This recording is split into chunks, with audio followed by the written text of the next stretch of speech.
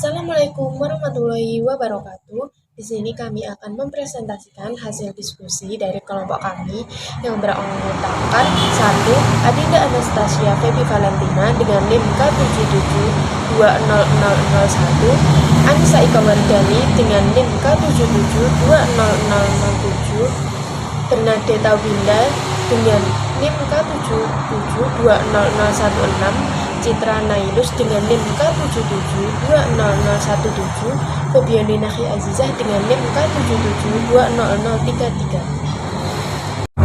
Nah, untuk bahasan yang pertama yaitu mengenai pengertian konsep dasar kurikulum. Menurut pendapat Daniel Tanner dan Laurel Tanner, kurikulum adalah pengalaman pembelajaran yang terarah dan terencana secara terstruktur dan tersusun melalui proses rekonstruksi pengetahuan dan pengalaman secara sistematis yang berada di bawah pengawasan lembaga pendidikan sehingga pelajar memiliki motivasi dan minat belajar.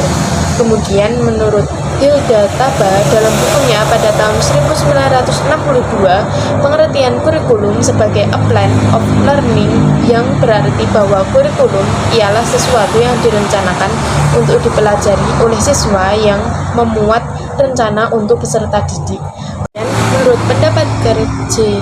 F. pada bukunya pada tahun 1968, pengertian kurikulum adalah sebuah pembelajaran yang dirancang dan dilaksanakan dengan individu dan berkelompok baik di luar maupun di dalam sekolah.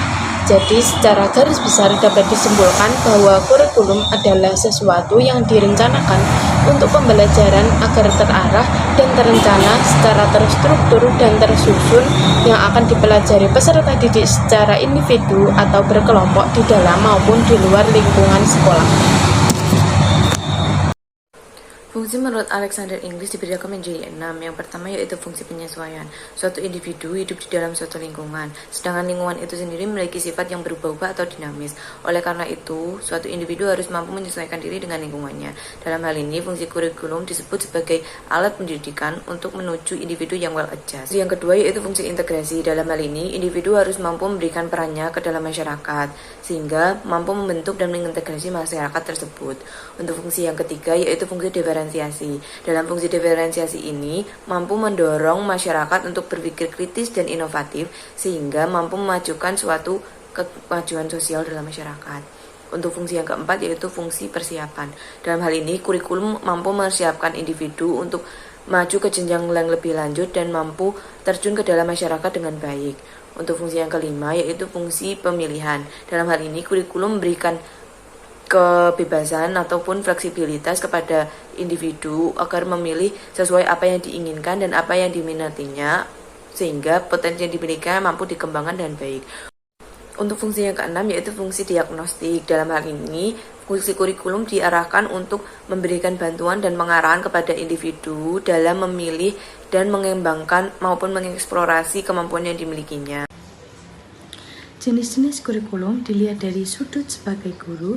Sebagai pengembang kurikulum dibagi menjadi 3. Yang pertama ada open kurikulum atau kurikulum terbuka.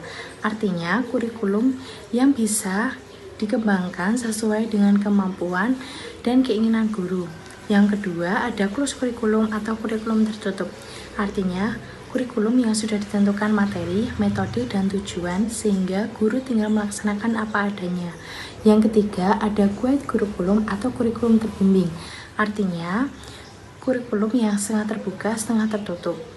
Untuk yang keempat yaitu landasan kurikulum filosofi menurut Ella Yuliawati pada tahun 2003. Dalam landasan filosofi, filsafat memegang penting dalam pengembangan kurikulum, sama halnya seperti dalam filsafat pendidikan.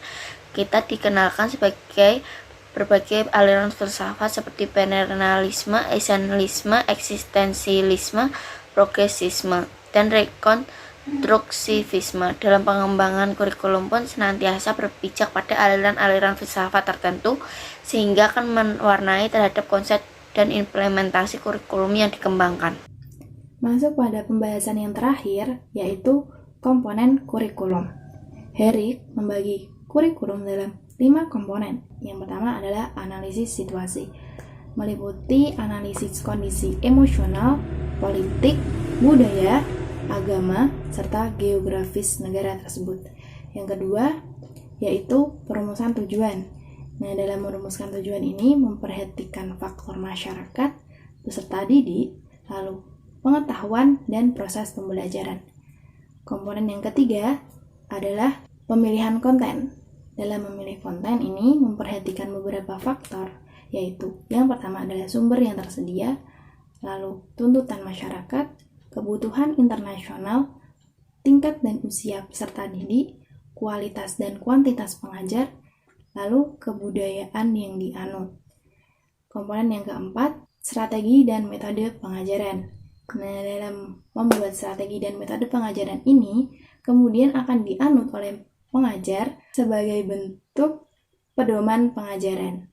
Lalu yang kelima, yaitu evaluasi. Evaluasi ini dilakukan secara berkelanjutan untuk mengukur dan menilai keefektifan dari kurikulum yang telah dibuat.